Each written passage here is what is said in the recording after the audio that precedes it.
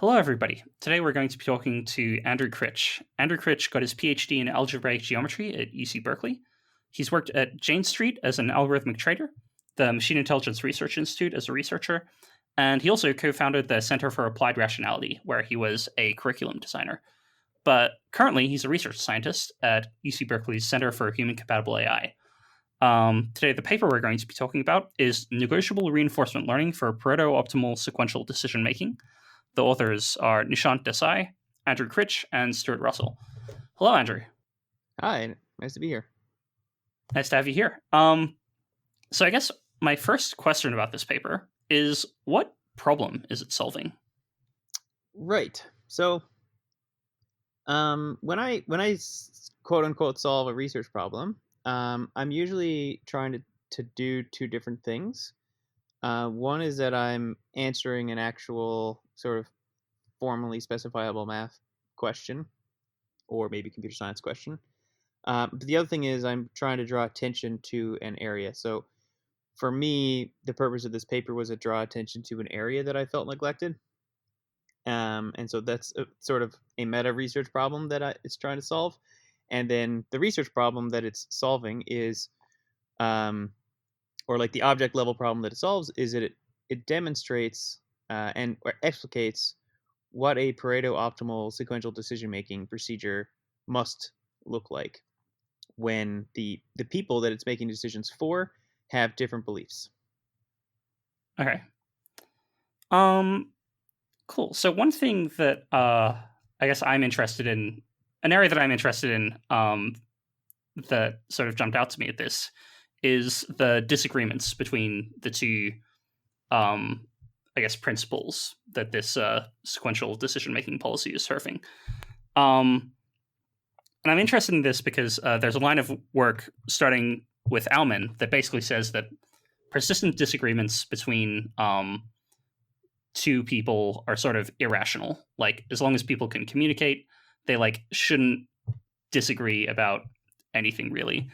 So there's Aumann's agreement theorem. This got followed up by Are Disagreements Honest by Tyler Cowen and Robin Hanson, and the paper Uncommon Priors Require Origin Disputes by Robin Hanson.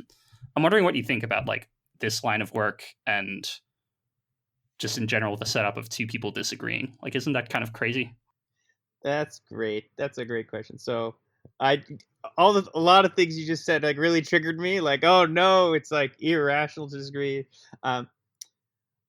So first of all, I think Aumann's line of work is really important, and things that build on it are a good area of inquiry. There's just not that many people who think about how beliefs work in a intersubjective formalized setting.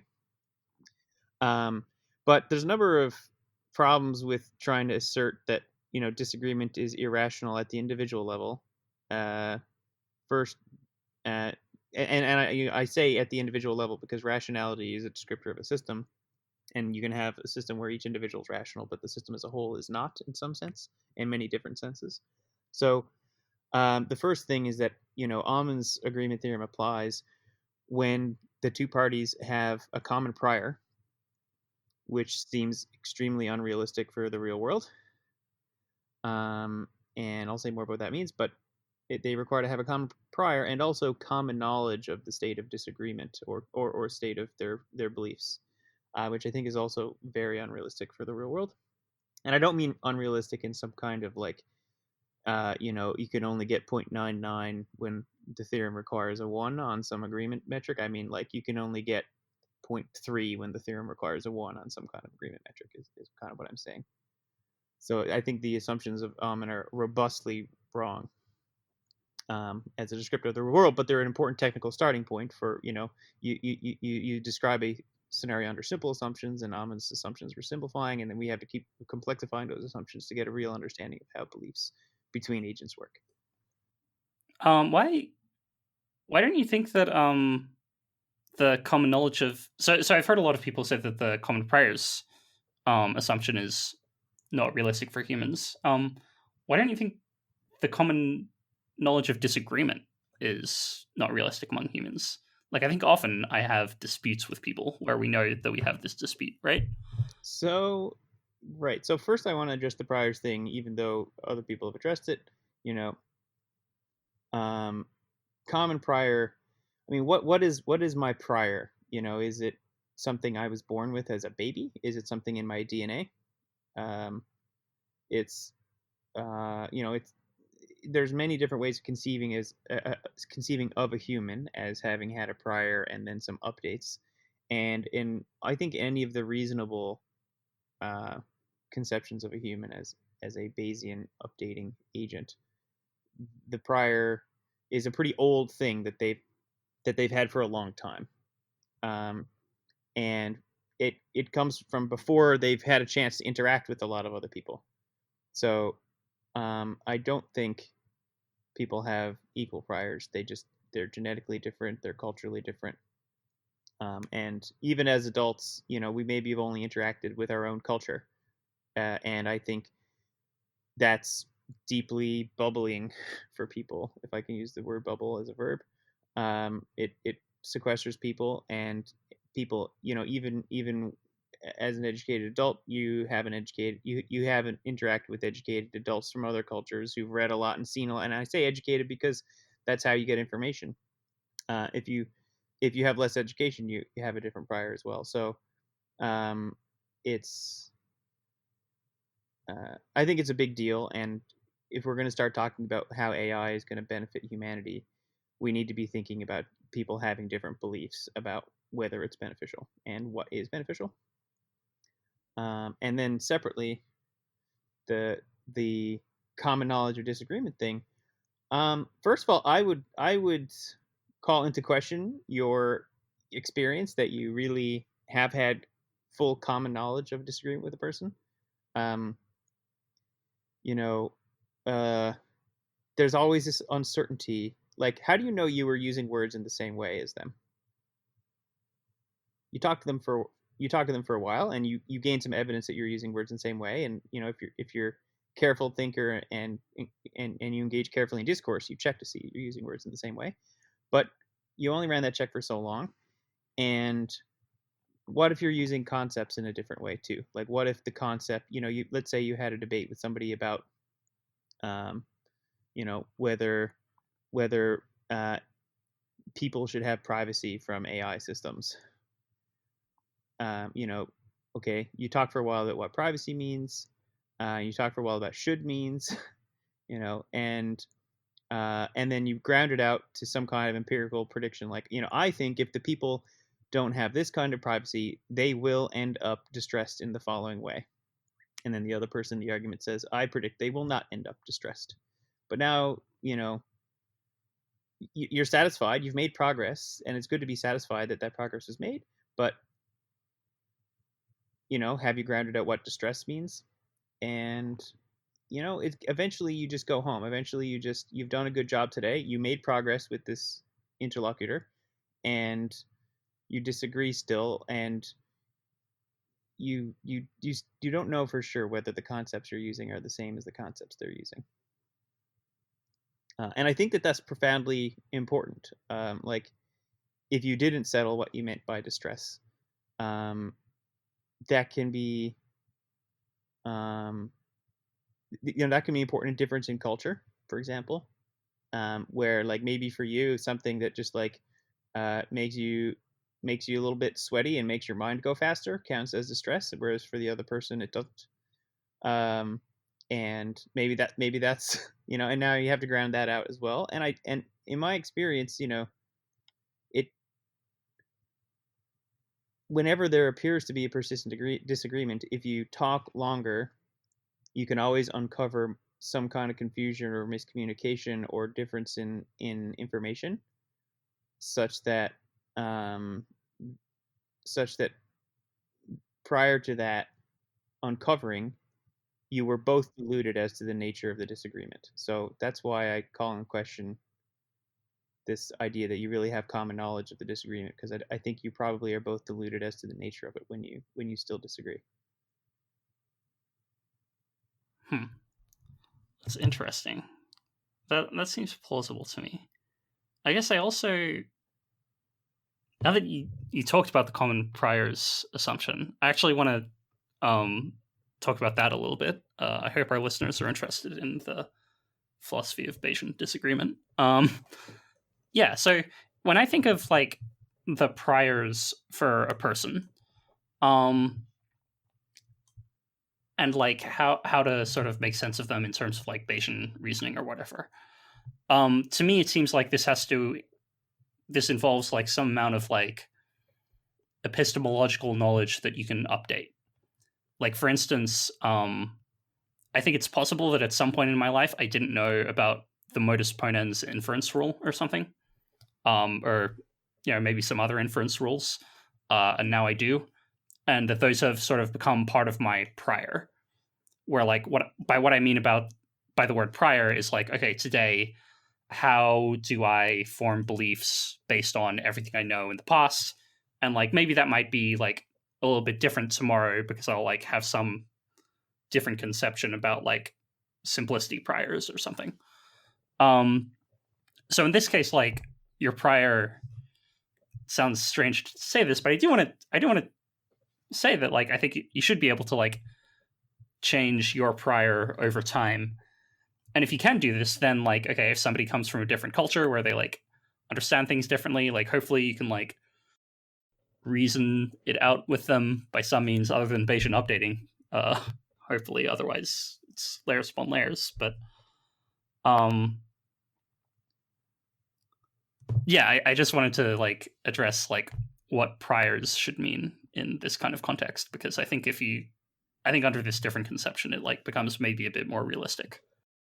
Cool. So before I get into that, I do want to say, why I care about this, and the reason is that I'm hoping that we can make progress in AI that makes it easier for people with diverse backgrounds and beliefs, not just diverse preferences, but diverse beliefs, to share control of the systems.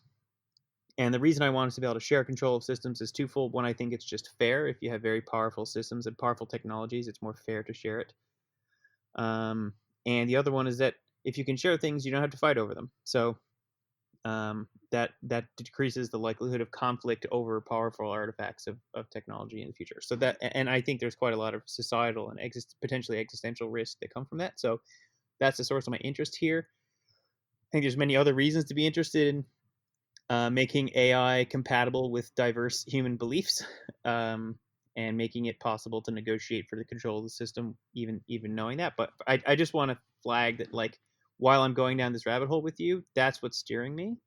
And if I say something that seems important to that, it's because if I say something that seems important to your question, I'm also filtering it for importance to, like, is this going to matter to the future governance of technology?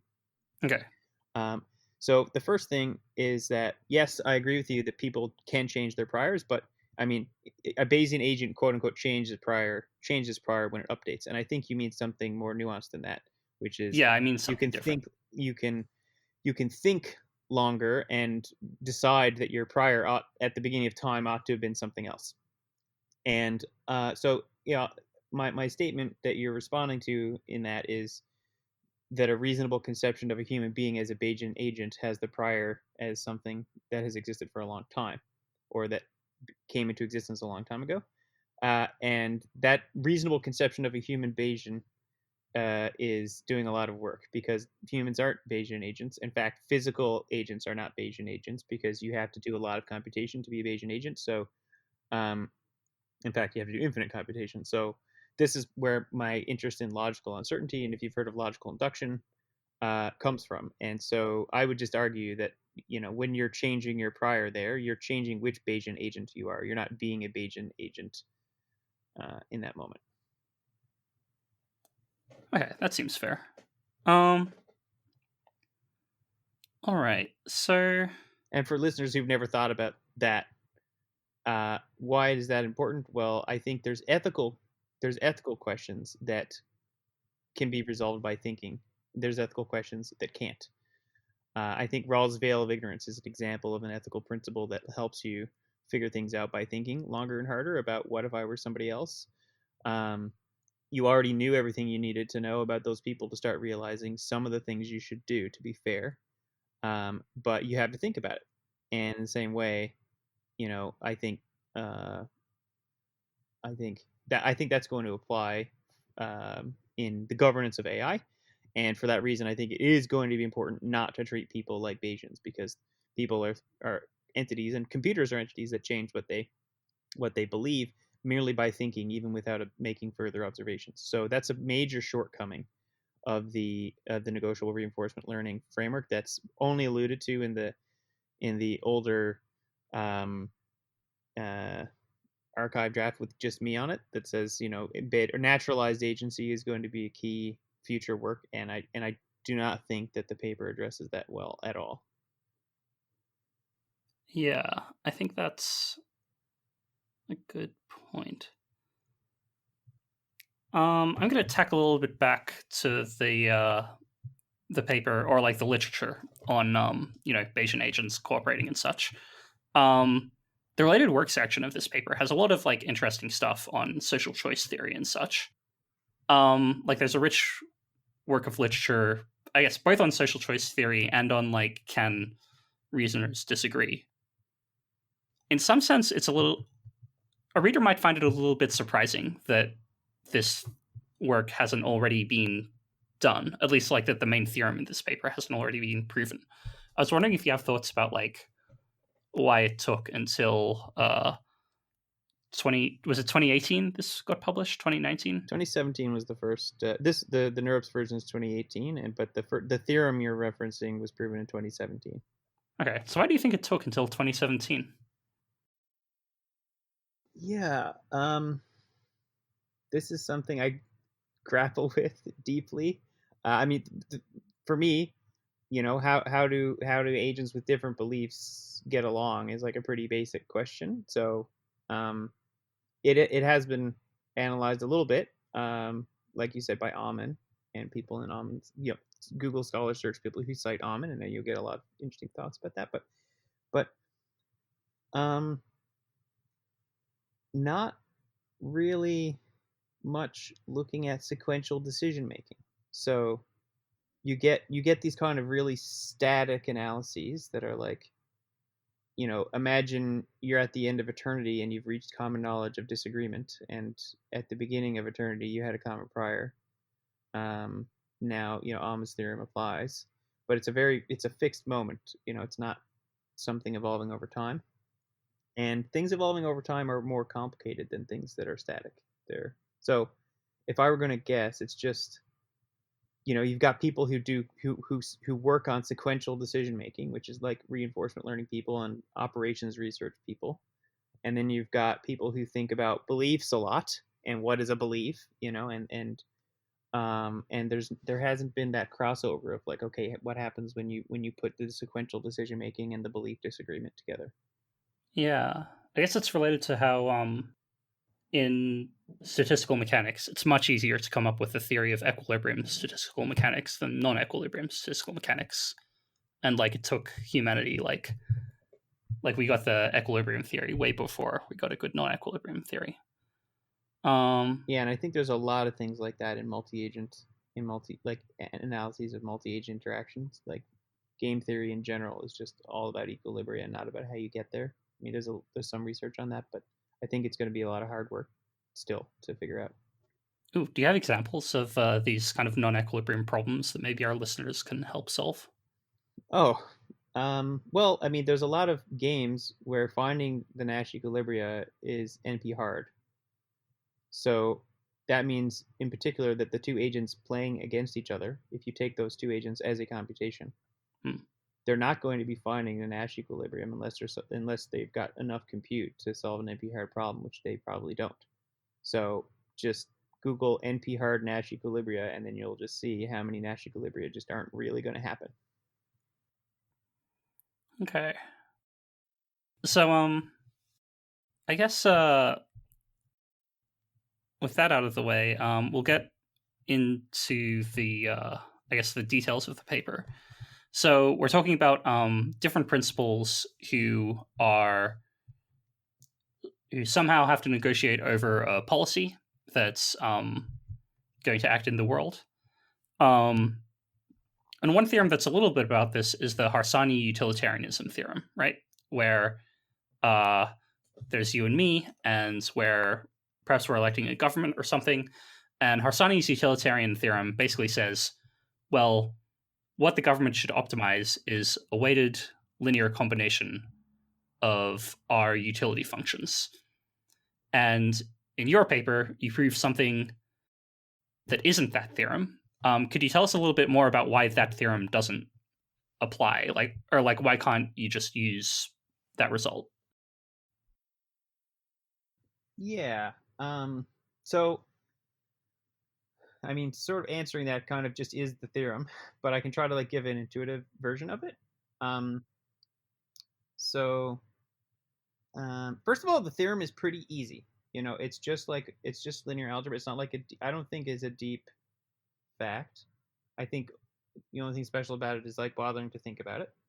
Um, You also need and to know a bit about convex geometry, I guess like a tiny bit. yeah, a little bit, but it's really like if you just draw a picture, it's it's it's kind of clear. Um, so first of all, let's talk about what Hersanis theorem says. Hersanis theorem is a brilliant theorem. It really simplifies the number of different ways you could imagine aggregating people's preferences by showing that basically many different reasonable ways of doing it are all equivalent to just giving a linear weight to each person's preference and then maximizing that sum. So that's cool, and it's a little counterintuitive to me in the sense that you would it feels intuitively, or it used to feel intuitively to me, like there ought to be more different ways of aggregating preferences that feel compelling but that aren't linear combinations, and it a lot of things that felt different from linear combinations to me just turned out to be linear combinations. So that was kind of cool. And um, I'm not sure I can even remember what they were now because my brain has sort of like compressed them into the linear combination bucket. Um, but you know, this key assumption of having the same beliefs is a key assumption of Hersanis theorem. So, and it's not even explicitly stated. It's just like fact is kind of lurking in the background, and it's kind of assumed that everybody has access to the facts.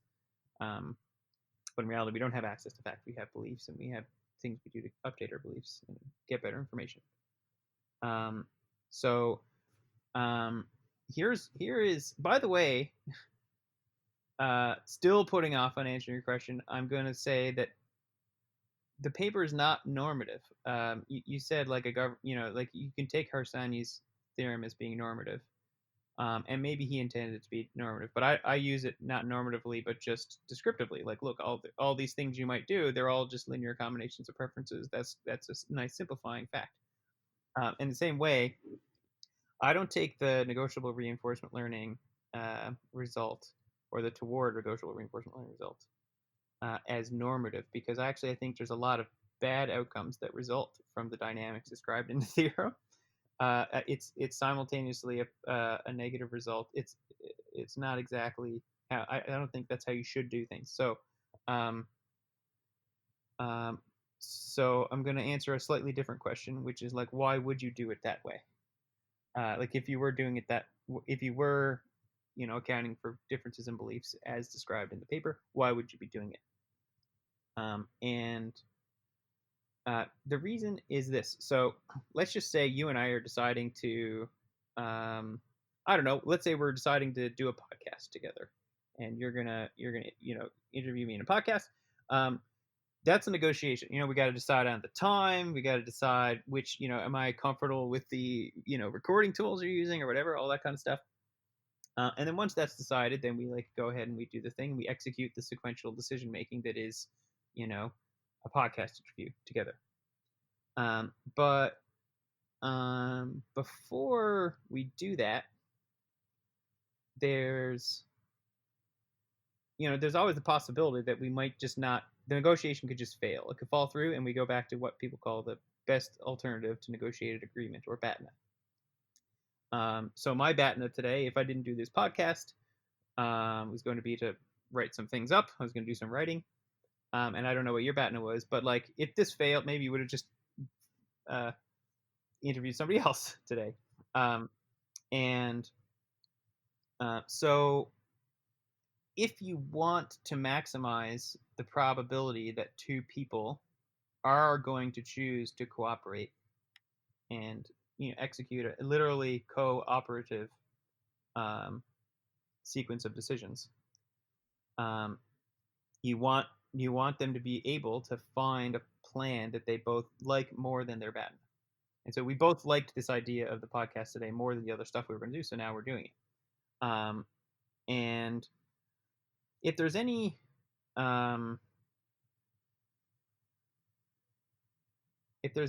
sort of, well, what people call Pareto suboptimality, mean opportunities to improve the plan for you without making it worse for me. If there's any Pareto suboptimality on the table, then there's a chance that we're below your BATNA needlessly.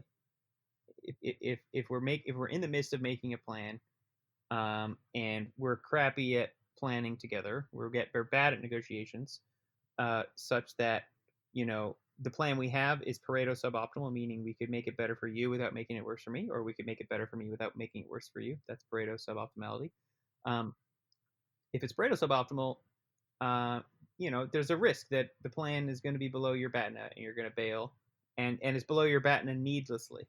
It's like we should just bump it up, and that way, if you treat your BATNA as a random variable, if I treat your BATNA or a mediator were to treat both of our BATNAs as random variables, there's a chance that those random variables are going to be below the best negotiated plan we have. So for me, Pareto optimization is related to or subservient to maximizing the probability that the negotiators will succeed in coming up with a sufficiently appealing cooperative plan that they choose to cooperate.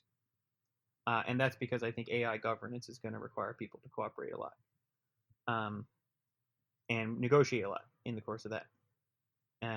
And so you, now if you want to maximize entirely for cooperation and not for other important principles like, say, fairness, one thing you might inadvertently, or you might intentionally do this, or you might inadvertently do this, you might exploit people's differences in beliefs to implicitly have them bet against each other with the policy. So let's say, I guess you're using Zencastr. So let's say I don't know much about Zencastr, but I think it's going to be fine because most software companies are reasonably careful with their data.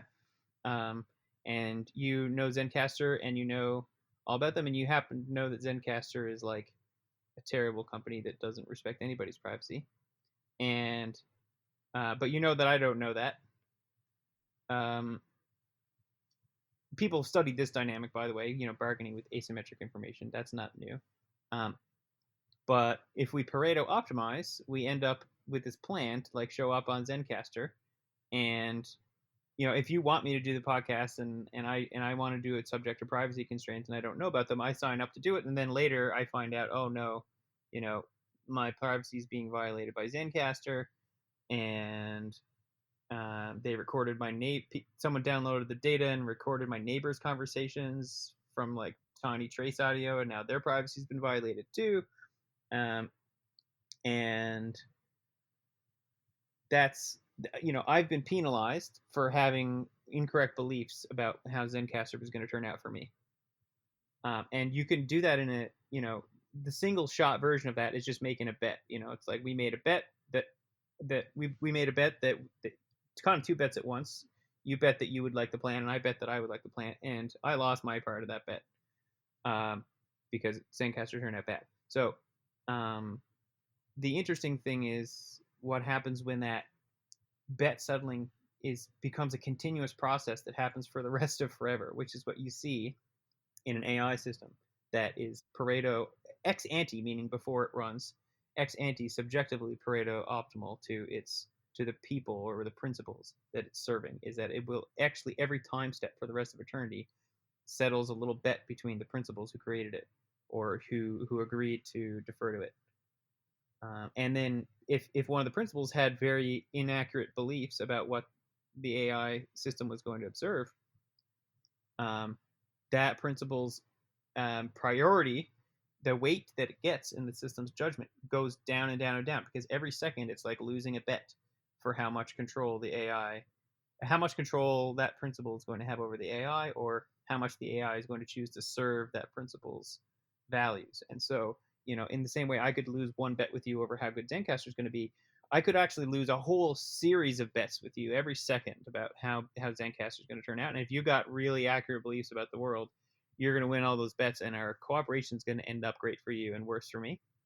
But it was my willingness to bet on my own false beliefs that caused me to cooperate with you in the first place. And if I hadn't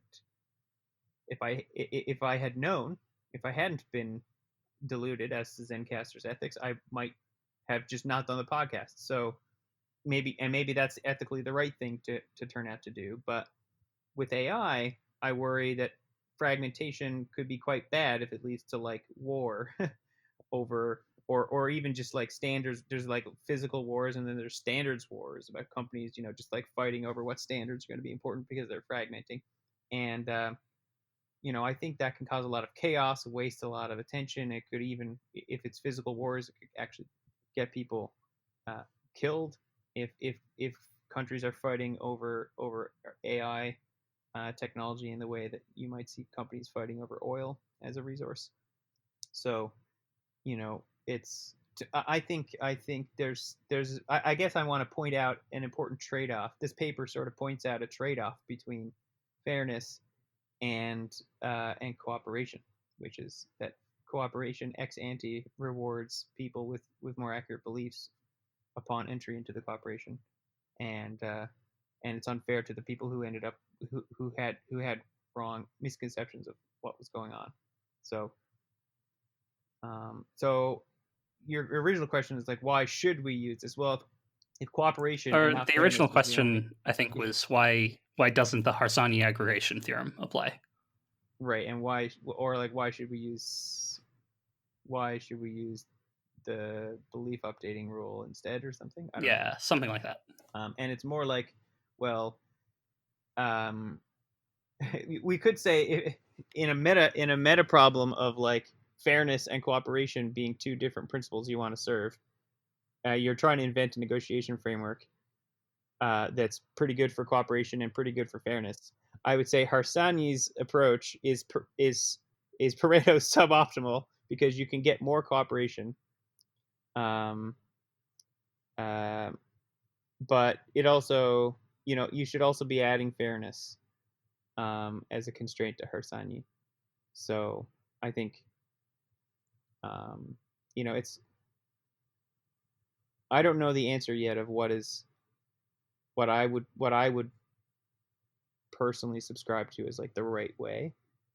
I don't think that there is no. I don't think that, I'm not so sure that no one will ever find a way that I'll look at and say that's actually the right way. Let's do it. I'm not so anti-realist about that moral judgment, but I don't have a strong view on it right now.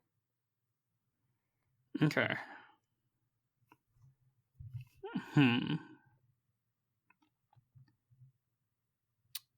So there are a few questions I could ask from there. I guess first of all, I'll ask a quick technical question. In this theorem, you sort of assume that policies can be stochastic. You say, can you say a little bit about like what exactly you mean by that assumption? Because I think it's slightly different than what readers might think. Oh, I just mean that at every time step, you can randomize what you're going to do. So the AI system, at every time step, it's like flipping a coin, and its policy is just what the weight of that coin is. And it can also randomize at the outset if it wants. It can choose a random seed at the beginning to choose between two different random policies.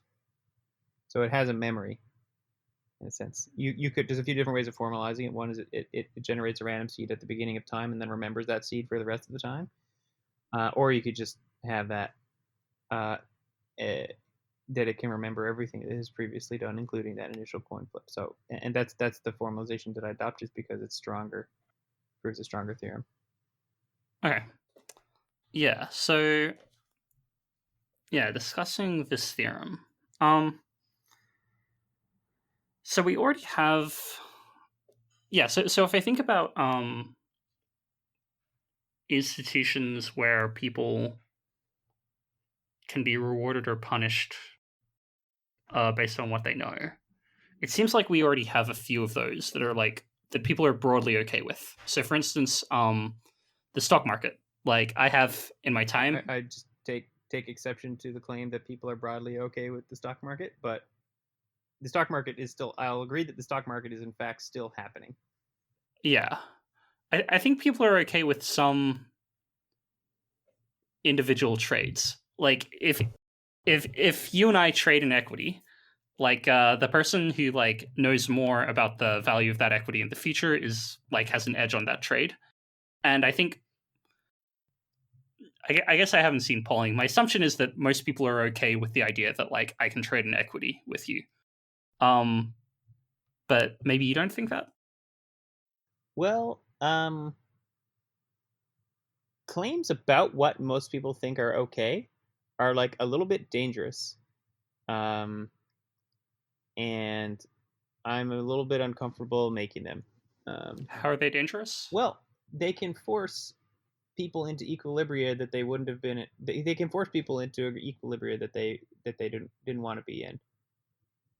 So like, you're in a room full of 30 people and somebody says, well, we're all clearly okay with the meetings being at 6 a.m. every week, right? And like there's this brief pause, and then like now the meetings are at 6 a.m. every week, and you know um, a bunch of people like objected, but they didn't know everybody else would have objected, so they didn't object. And so I don't know, when you say everybody agrees blah, if I can think of some people who don't agree with blah, I'm like hesitant to just get on the everyone agrees with blah train, because I'm oppressing that view if I do it. So I I'm not gonna get on board with the everybody's okay with the stock market claim. And I might not even get on board with the everyone's okay with asymmetric information trades. Although I would agree more people are okay with that. Hmm. Like I could imagine a future where, like education is a human right now. I could imagine a future where like informed trade is a right, and not thinking that's ridiculous. I mean, it would create a lot more work for the economy to do to produce information for, for people whenever they enter a trade. But it's like, I think that's a tenable position. I know people who think that bargaining without transparency is just bad and wrong, and I'm like, yeah, I don't know. I don't want to like close the book on that by just saying everybody agrees with it already. Yeah, I guess to follow this tangent a bit. Um, so I think one argument against this, against like ensuring that every trade is transparent, is sometimes it's like it might impose like a really high communicative overhead. For Totally, instance, like that's a lot suppose I of the want to work. economic work. Exactly. Yeah, and especially where it's like it's not like suppose we're going to have a podcast today. You know more potentially about what you'd be like on a podcast than I do, and like a lot of that knowledge is implicit. It's based on like your experience of you talking to people over a lifetime that I don't have. Like it seems hard. I'm not even sure I know what it would look like for that trade to I be mean, I'm fully definitely informed. definitely comfortable saying some people sometimes are okay with asymmetric information trades, and like I was okay with this one, and I guess you were Okay. too. And you know, um, yeah. All right. Um. Hmm. But whatever I think that was just like a prelude to some other claim you're going to make, and I think you can still make that subsequent claim without couching it into like everybody agrees that asymmetric information trades are fine. Yeah. I guess. I guess. The claim that I might make is we have institutions that have asymmetric information trades, or at least like trades where participants believe different things when they make the trade. Mm-hmm. And those institutions seem like they work more. Well, Well, okay, they like they sort of work. basically work. Okay, but Like just go. the Yeah, I don't want to undercut that, but flag for minor potential disagreements. But go on. yeah. So like, if I think about the well, if I okay, if I think about the stock market and the mating market, right? These are two. Well, one of them is more like a market than the other, but they're two cases where people make asymmetric information trades, or at least like trades with different beliefs. Um, they both the stock market, as far as I can tell, seems to successfully serve the purpose of like predicting itself in the future, and the mating market like seems Sorry, what do you mean roughly. by mating market? I mean the market by which like humans pair off and like become romantic partners, and maybe they like pair bond for life. Okay. The mating market seems like roughly successful in getting like a pretty large majority, but not everybody, a romantic partner eventually. And both of these, like, importantly, both of these seem stable institutions.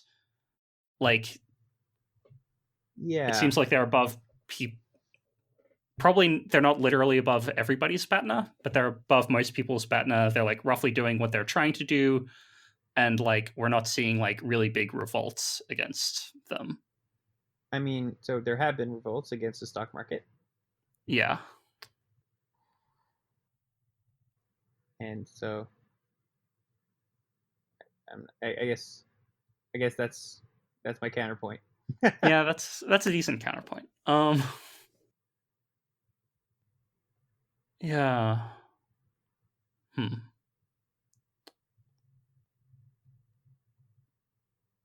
Sorry, which revolts are you thinking of specifically? When I think of like revolts in that class, I'm not sure I can think of ones that were actually like a stock market existed So, then. like, what's Occupy Wall Street, right? It's like, like let's just take the meme. We are the 99%. What happens in a world where 1% of people acquire the resources necessary to make the best predictions about where other resources are going to go and gain so much advantage from that they just dominate the exchange of resources to the point of accumulating, you know, most of the resources in the under the control of a small minority of people. Now, is that good or is that bad? Well, it has properties, right? It rewards effort that makes people and institutions better at prediction. So there's an incentive there to get better at prediction. But it also is a little incestuous in the sense that these people and institutions are just predicting each other. It's like you said, the stock market is good at predicting itself. But I mean, what is the stock market doing? It's ensuring efficiency of trade among the owners of a very large number of business activities. And is that good?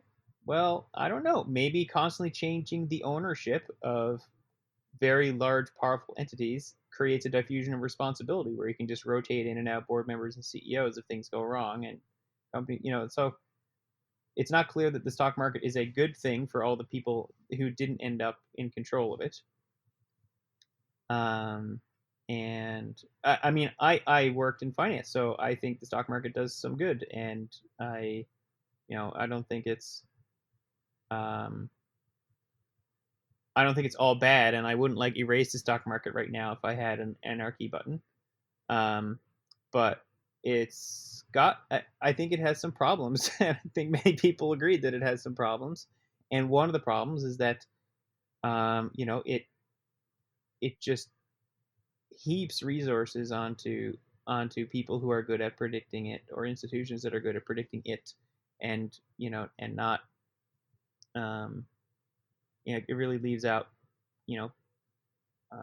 just people who don't have those big powerful institutions behind them to help them make their financial decisions. I mean, so this feature of the stock market doesn't generalize to other things we're talking about. The one that I'm about to say. Okay, sorry. Okay. Yeah.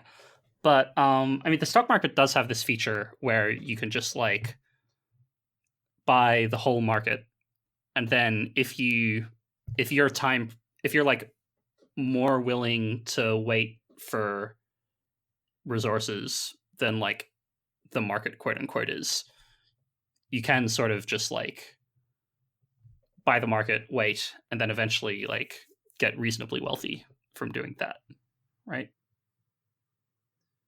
You're just saying like the stock market has Like gone index funds stock market exist. value has gone up over time, and index funds like help protect you from the adverse selection of choosing which things to own. Yeah, and like I guess I'm saying that like even if I don't know much about like individual stocks or about like I have very little information about what companies are doing what or like where profit is being generated, I can buy an index fund Right, and but like get somewhat you wealthy will from that. not become a billionaire by buying index funds. That seems correct, unless I'm a 999 millionaire to start with. Yeah. Hmm.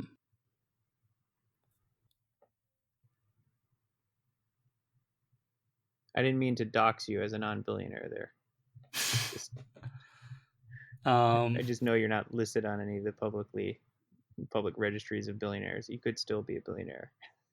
Yeah, you don't know how much my shell companies have. Yeah,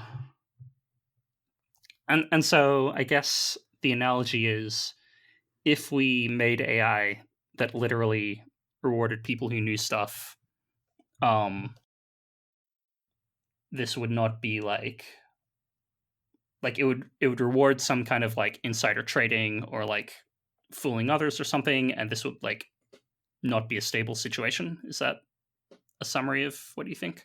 That is a thing that I think, yeah. I wouldn't say it's a summary, but it's a thing that I believe, yeah. And it's not really addressed by the neural paper. It's more like the neural paper is pointing out, NRL being negotiable reinforcement learning, it's pointing out, if you Pareto optimize for cooperation, or if you just Pareto optimize ex ante, you get this bet settling outcome. And the paper doesn't really explore, very much about the unfairness of that outcome. There's a little bit in there, but that's more of a future work type of thing that I hope people will think about. Okay. Yeah. So speaking of that, yeah, I guess you wrote this paper because you thought that it would have consequences in the world. Or I gather that you did. Yeah. Yeah, can you say a bit more like what things do you hope will happen because you wrote this paper? Yeah, I mean, at just proximally, I hope people will. I hope researchers and AI students, faculty, industry folks who are building sequential decision making systems will take an interest in differences in belief, um, as an interesting bearing on what happens with the system. And I hope that they can see, wow, there's something different about how belief bears on the system from the way preference bears on the system, um, and or how belief ought to bear on the system versus how preference ought to bear on the system. Preferences, you just sort of leave them as they are, or you try not to disturb them. Whereas beliefs, you have this opportunity to share information and update each other's beliefs. For example, that's completely missing from the paper. I'd like to see people designing mechanisms for for individuals and institutions who govern powerful AI systems to share information with each other, so it evens the playing field, so they all have the same information. They might have to there might be a small benefit to the institution that had more information at first or something, to sort of sell their information to other institutions. But I'm hoping we don't kind of lock the entire future into some technological equilibrium that really disenfranchised like a massive amount of people or a massive amount of different value systems that just didn't manage to like have a say on what AI does. So that's, and to an extent, there's a lot of people thinking about fairness and accountability in AI, and then transparency, at least to engineers. So there's a cluster: fairness, accountability, transparency, that really appeals to me here. And so maybe more, if people in that people with those interests could think more about differences in belief and how that's going to play out in sequential decision making. Policies are going to run for a long time. How should that play out? Yeah. Okay. Yeah. So I guess a follow on from that. I see this as kind of similar to the social choice literature, and I guess if you're hoping, and I'm not sure that you actually said this quite, but if it's true that you're hoping that this research will eventually help facilitate bargaining and like thinking about, okay, how do we like actually get people to cooperate over the creation of like powerful artificial intelligences, do you think the existing social choice literature has analogously done a good job at fostering cooperation? Oh, that's interesting. I have wondered this, and I don't know. I mean, Alman and Schelling and people like that were commissioned by Rand Corporation to try and devise nuclear disarmament protocols. um, and they tried, and they admittedly failed. Their writings on this say, "Look, we tried, we couldn't come up with anything," and they seem to have earnestly tried. I don't think they were lazy. I mean, maybe they were. They didn't seem that way to me. Maybe they're just brilliant and they can have good ideas while being lazy. But so, in a sense, I'm going to say no. Like, there were things that the world called on, you know, mathematicians and game theorists and decision theorists to figure out that they didn't figure out, and I I think I think we're not done making that call. I think we need to. I mean, that happened during the Cold War, right? So it was time to make that call, and some of the greatest minds came together to think about disarmament. How do you like gradually de-escalate a threatening situation between nations? But um, there hasn't been that much work since. Like, there hasn't been that flurry of brilliance in the area of how to foster peace and cooperation as there was back then in the Cold War. I think with the advent of increasingly capable AI technology, we're going to see more and more brilliant people taking an interest in how to maintain peace and harmony in the world with that much capability. So I'm half making a prediction and half making a bid that says, let's have lots of smart people thinking about, let's revisit these foundational questions about how to achieve cooperation and see if we can do better than the 70s. Yeah. Yeah. Yeah, it's interesting that we stopped because it's not as if we don't currently live in a world where many countries have a lot of nuclear weapons, or like many countries disagree about who gets what bit of land, right? It's true. It's Yeah. not as if we don't live in that world. Yeah. So another question on consequences. Suppose there's a question in the at NeurIPS in 2020, papers are supposed to have a broader impact statement, and the broader impact statement is supposed to include how could this research have a negative consequence if there's like a plausible way. Suppose your research ended up making the world worse by means other than just opportunity costs. There was something else that people could have done that was great, but instead they paid attention to yours. Like it sort of actively made the world worse. How do you think that would have happened? um yeah, I mean, I guess I've alluded to it, right? Someone just grabs the formula from negotiable reinforcement learning and just like runs it, and then a bunch of people uh end up unwittingly signed on to a protocol that's going to really that's exciting to all of them at the start, because according to their own individual beliefs it looks great, but some of the people's beliefs about how it's going to go down are wrong, and then they end up getting really screwed over. And I don't want that to happen. So, do I have a theorem for how not to do it, or what's the correct balance between getting everybody together versus um, versus making sure everybody's signed on to something fair? No, I don't. But that's another potential future work. Maybe there's an interesting boundary there between fairness and unity to be hugged. But yeah, if it goes wrong, I think that'd be the guess. But that doesn't seem likely. So, like it's just like one idea. Who's going to use this? But maybe it's the mode of the distribution, of like unlikely ways that this idea could end up having a large negative effect. Okay.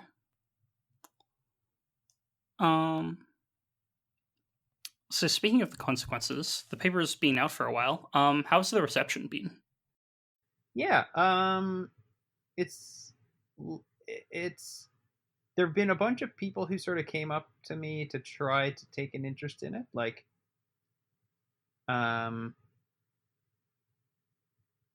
it seems like what happens is it seems like there are little pockets of interest in it, but that are isolated, or like not even pockets, like people. There hasn't been like a whole lab of people who all got interested in it. And so there've been like person from this group, person from that group, like, oh, this is interesting. But I think it's hard for people to stay motivated on projects when they're when it's not their like where the rest of their working environment is like not adequately obsessed with it or something. So there hasn't been a flourish of follow up work on it, and maybe now's the time for that. Maybe today, maybe this podcast. I also have more free time now. I just finished up a giant document. Maybe now is the time that we can try to get a cluster of people working together to solve the next problems in what I would call like machine implementable social choice. But it hasn't happened yet. We'll see. All right. So speaking of that, do you have any final things you'd like to say, or if people are interested in following your research, how should they do so? Oh yeah. Well, I guess I don't have a Twitter account, if that's what you're asking. But thanks for asking. And the easiest way to notice if I write something is just subscribe to me on Google Scholar. You can make Google Scholar alerts that just tell you if someone publishes a paper, so that should work. I have a website, but that's a more active, attention intensive way of keeping track of what I do compared to the Google Scholar. And maybe I'll get a Twitter account someday. Like, it won't be this year though, I think. Maybe I could lose that bet, but it won't be in the next several months, that's for sure. Okay. Well, thanks for talking with me, Andrew. And to the listeners, thanks for listening, and I hope you'll join us again.